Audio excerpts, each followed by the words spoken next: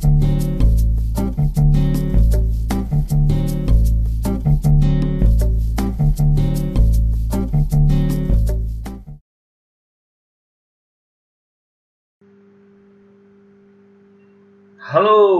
what's up guys? Gimana kabarnya semua teman-teman pada kesempatan saat ini?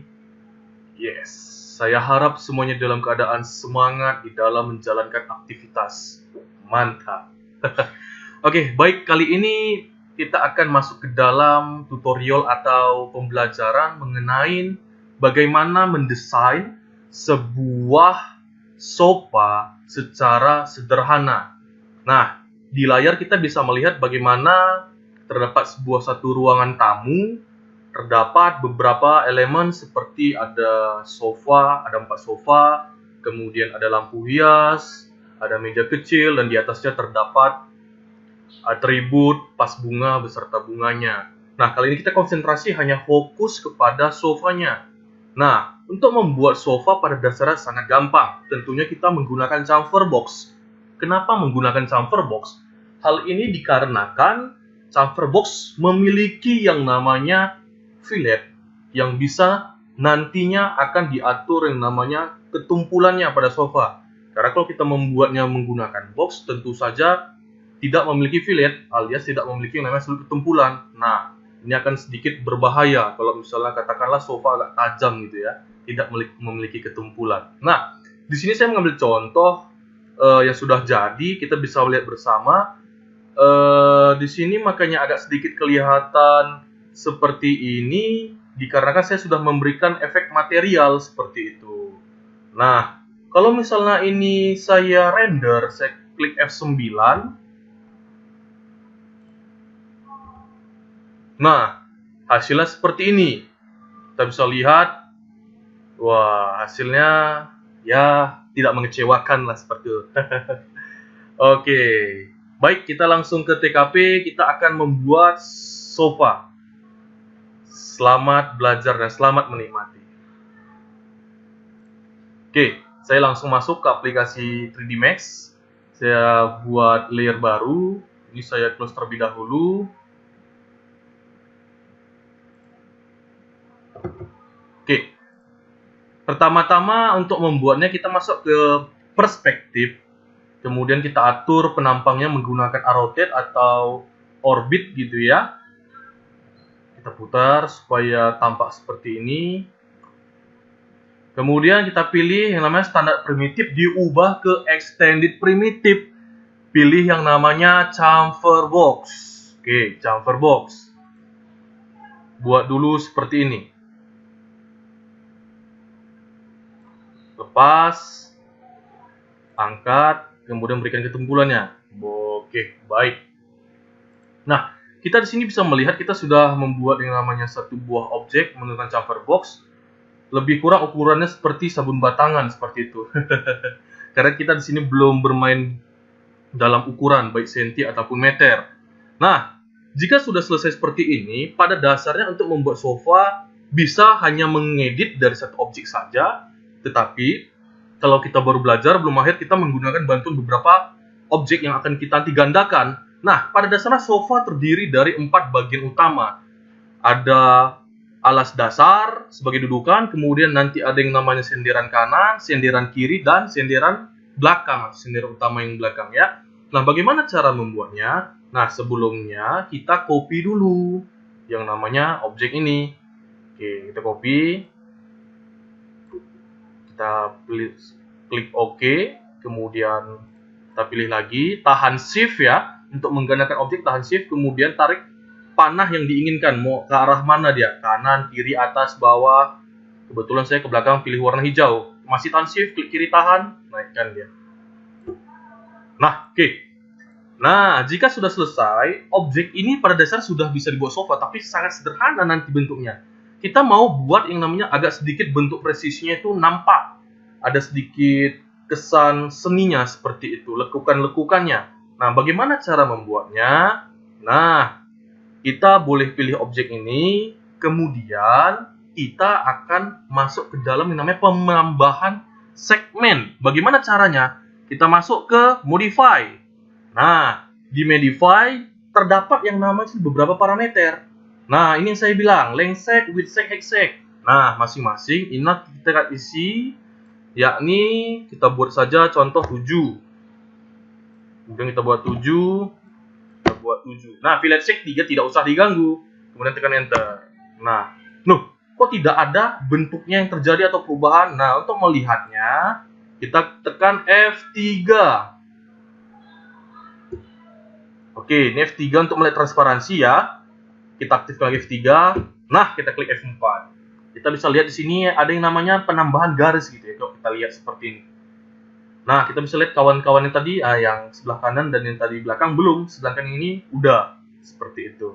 Oke, nah langkah selanjutnya seperti apa? Kita klik objek yang sudah kita tambah length seg, width seg, height seg. Kemudian setelah seperti ini kita klik kanan, kita convert to editable poly. Fungsinya apa? Supaya nanti pada yang namanya modul selection itu muncul yang namanya modul-modul baru. Kita pilih di sini vertex. Nah, kita bisa lihat sini ada beberapa. Oke. Nah, kelihatan ya. Saya seperti ini, saya putar. Nah, sekarang saya ingin memberikan yang namanya beberapa efek agak tenggelam ke dalam. Bagaimana caranya? Kita tahan shift, kita ambil beberapa titik.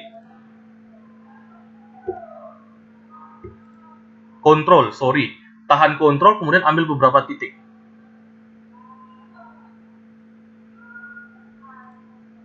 Nah, jadi fungsi kontrol di sini adalah untuk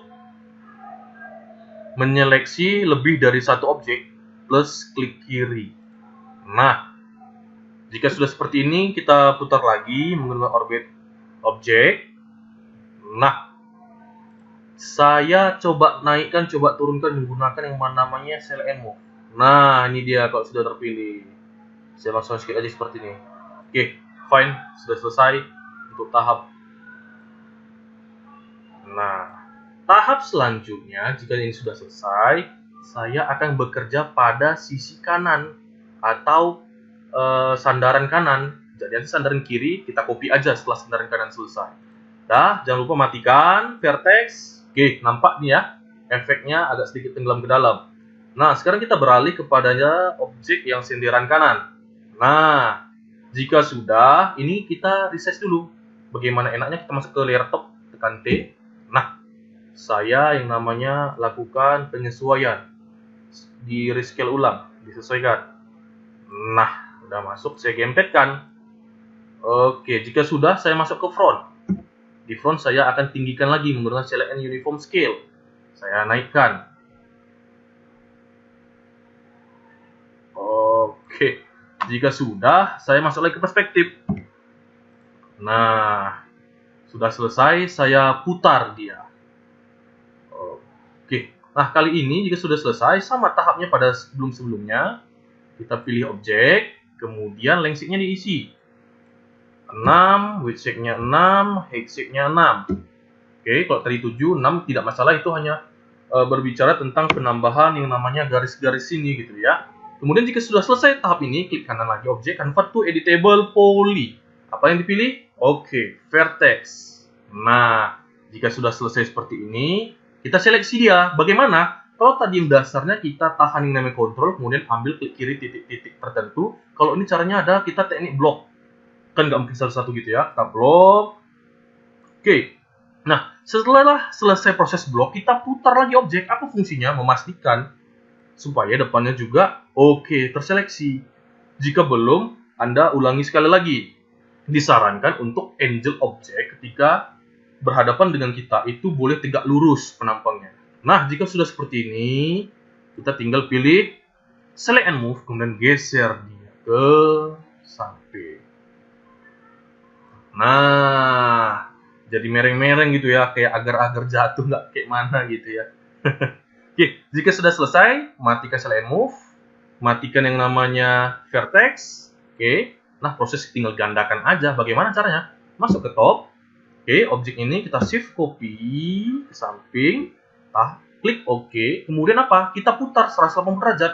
kita pilih yang namanya Select and Rotate. Jangan lupa dikombinasikan dengan apa? Angel Snap Toggle. Fungsinya apa? Supaya perputarannya itu lebih sistematis atau lebih teratur. Dia kelang-kelang 5 gitu. Jadi untuk nyari 180 langsung gampang gitu ya. Kita putar ke kanan.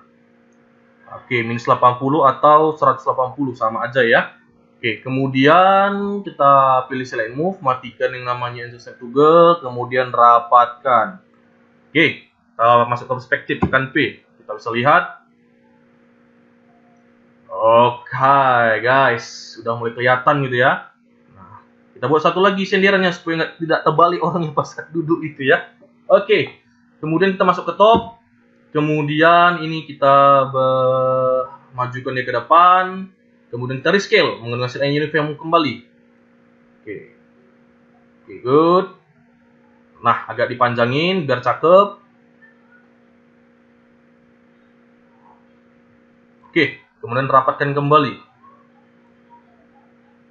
Nah, jika sudah masuk ke front, tampak samping, kita tinggikan dia menggunakan set and uniform scale ke atas.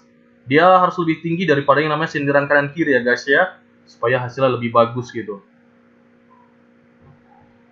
Oke, jadi pada dasarnya ya tergantung kita ya untuk memberikan kesan seninya gitu ya. Jadi di sini saya memberikan contoh yang standar saja gitu. Oke, jika sudah saya masuk ke perspektif. Oke, saya putar seperti ini. Nah, pada dasar sih sudah jadi gitu ya. Cuman kita untuk memberikan efek lebih cantiknya sama, kita atur angelnya, kemudian kita pilih, kita tambahkan length shake-nya ini, width shake, height shake masing-masing. Saya buat 6 aja deh. Oke, saya enter. Nah, jika sudah, jangan lupa pilih objek, klik kanan Canva to editable poly karena kita bekerja di 3 dimensi. Pilih yang namanya selection, pilih vertex. Nah, saya brut langsung aja brut. Oke, selesai. Kita lihat. Oke, kanan belakang aman semua. Kita tarik dia ke belakang. Oke, nggak pakai suara ya. Oke, jika sudah selesai, nah, saya mau memberikan efek lain. Bagaimana caranya? Seperti ini dia. Boleh lihat. Efek agak masuk di ke dalam, di blok beberapa titik, kemudian masukkan ke dalam. Iya, agak kayak gimana gitu ya bentuknya ya. Oke, sudah selesai. Saya matikan selection vertex. Oke, kita lihat. Bla bla bla bla bla bla bla bla bla bla bla bla. Oke, selesai. Kemudian saya matikan F4 untuk biar jaring-jaringnya yang tadi hilang. Nah, saya Ctrl A. Di sini saya ubah colornya jadi warna coklat aja deh. Nah, pada dasarnya seperti ini. Nah, jadi pada dasarnya tidak susah ya untuk membuat yang namanya sebuah sofa sederhana gitu ya. Jadi pada dasarnya nanti teman-teman semuanya boleh memvariasikannya. Bagaimana bentuknya, apakah nanti lebih smooth, apakah nanti ada lebih model-model lain. Oke, jadi harap untuk dikembangkan gitu. Kita lihat, kita render F9. Nah, seperti ini hasilnya. Nah, oke.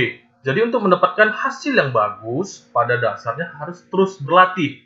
Jangan pernah menyerah. Munculkan hal-hal baru, inovasi-inovasi baru.